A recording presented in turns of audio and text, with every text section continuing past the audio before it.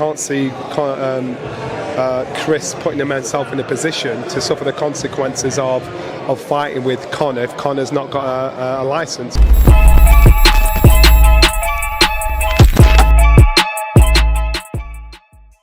Pro boxing fans here in London to announce Natasha Jonas versus Mikaela Mayer with me. Johnny Nelson. Johnny, it's a bit cold out there. You're looking warm. You're looking wrapped up, man. You know, I'm full of cold, so I'm snivelling. So I don't want any of you saying Nelson's up to the nastiness. You know, I'm just full of cold. But yeah, it's cold, man. It's cold.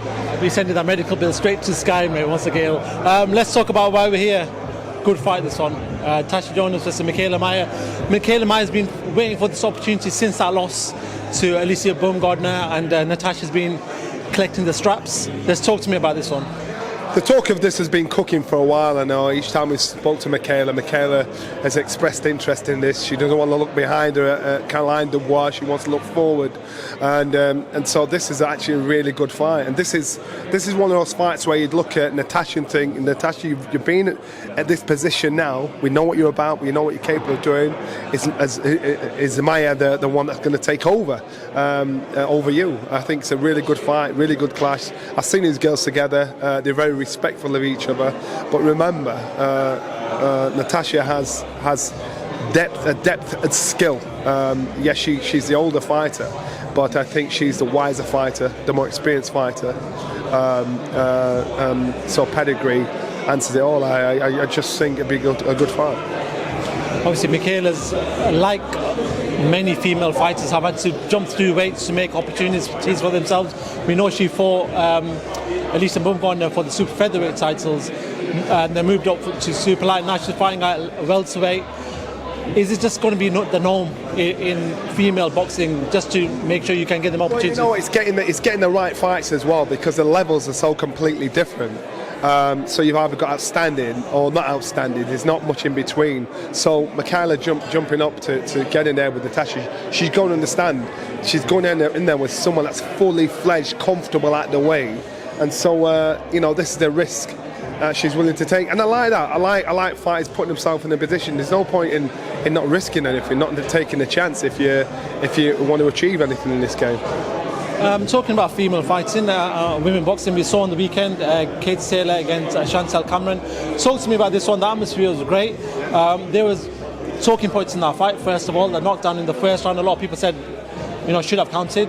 Secondly, there seemed to be a lot of holding, a bit of clinching, and people were saying, listen, maybe Katie Taylor should have got a wound in regards to that. What do you make of them comments? Well, I think Katie Taylor, she's a goddess, and I think that you could tell with the support she had, the crowd she attracted, the performance. She leaves her heart and soul in the ring, so you've got to give it to Katie Taylor.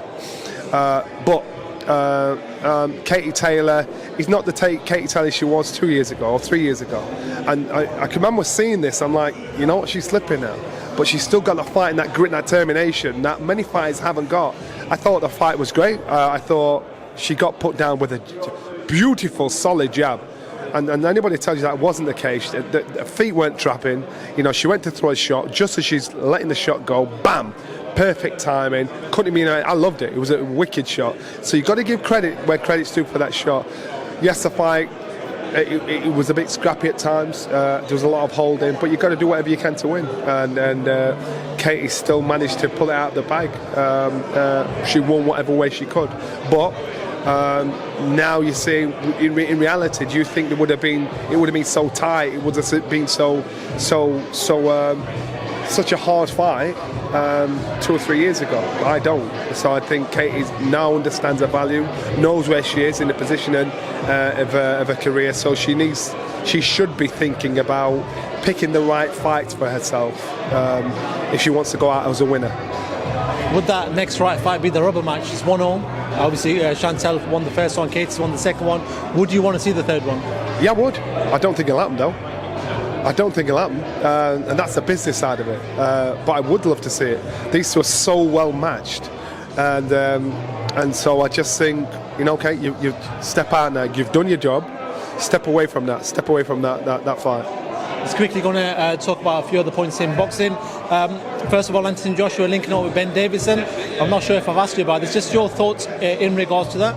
AJ's doing what's best for AJ. I've made it quite clear my opinion on fights, chopping and changing opponents, and I think for AJ, if he feels that Ben Davison works for him in this fight, that's for AJ. I personally think if you still have ambition to be the best, and this is not disrespecting Ben, because I know Ben was a little peed off when I said it last time. I'm not disrespecting. What I'm saying is, I don't think, in my opinion, I think AJ needs to make sure he gives himself every single chance to be the best again. I remember Ben Davis, he kind of got it in the eyesight of everybody off the back of Tyson Fury. Tyson Fury's not with him, so Ben Davis is the right man to be with. Why is Tyson Fury not with him?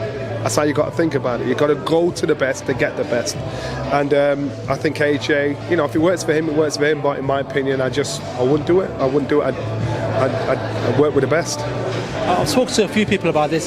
General gist I've got is it doesn't look good from AJ in regards to changing trainings constantly. I spoke to Mike Conlon as well, and he was like, it's shown maybe a sign of weakness. Do you agree with these points, or do you feel like he's just doing what he needs to do for himself? He now has to be selfish and does what that works for him. And we can all criticise and say what he should and shouldn't be doing. AJ's doing what makes him happy, and now he's no longer trying to please everybody else.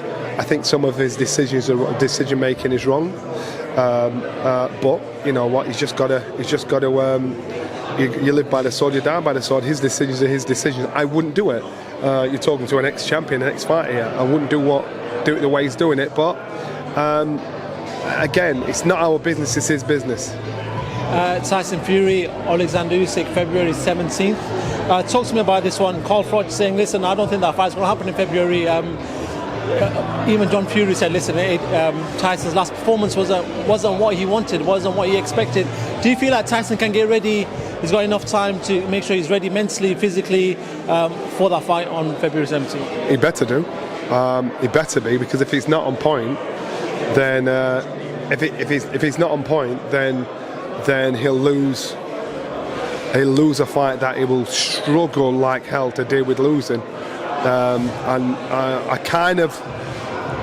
don't want to be putting shade over it. I kind of agree with what Carl's saying, but let's just wait and see, because I just need to see what excuse would he use for it not happening. He should have boxed December 23rd. It's not happening. They've now moved the date.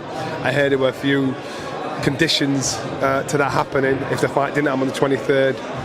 If Tyson Fury all of a sudden decides, now I'm done with it, well, that's not the Tyson Fury. But if he's not right, he gets turned over. He will struggle to live with losing to a middleweight. A final one before I let you go. Conor Benn, Eubank Jr. We keep hearing it's getting closer and closer and closer.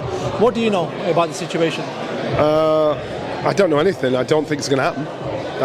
I really don't. I can't see Chris putting himself in a position to suffer the consequences of fighting with Conor if Conor's not got a license. End of. So talk is cheap. If I'm wrong, I'm wrong. But I'd be very surprised if the board sanctioned this and let it roll. Cool, Johnny, you've got to go do your work. Thank you so much for giving me the time, as always, mate. Top man.